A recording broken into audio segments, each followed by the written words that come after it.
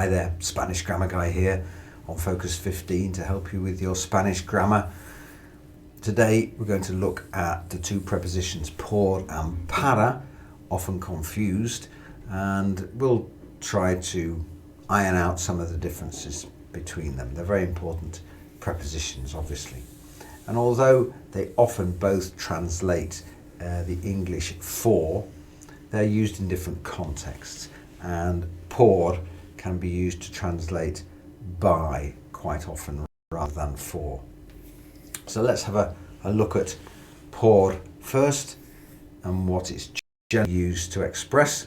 For example, por will express reason or motive, duration, movement through a place, exchange or substitution, a means of communication or transportation, for example.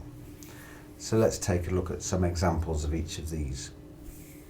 And often the best way to do things is through example. Let's have a look at reason or motive. Example, estoy estudiando por mi examen. Perdón. I am studying for my exam. Okay. Duration, an example.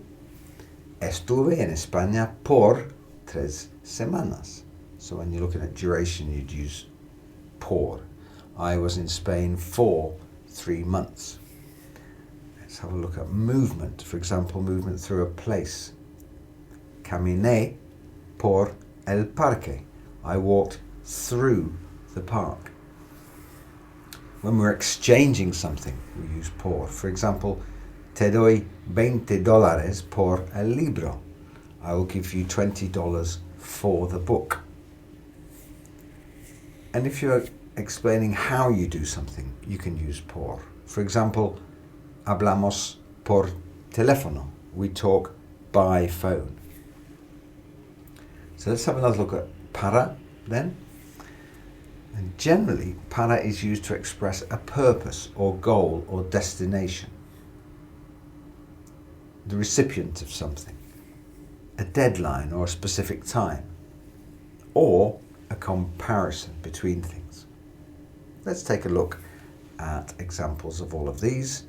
If we look at purpose or goal, we could say estudio para aprender español.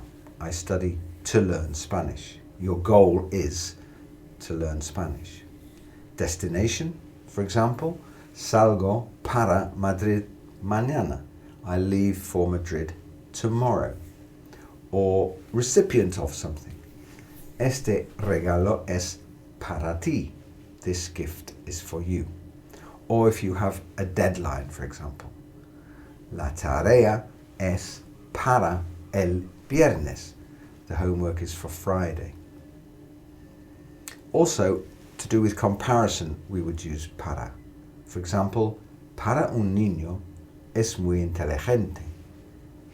For a child, he is very smart. So that's the differences between por and para and when to use them.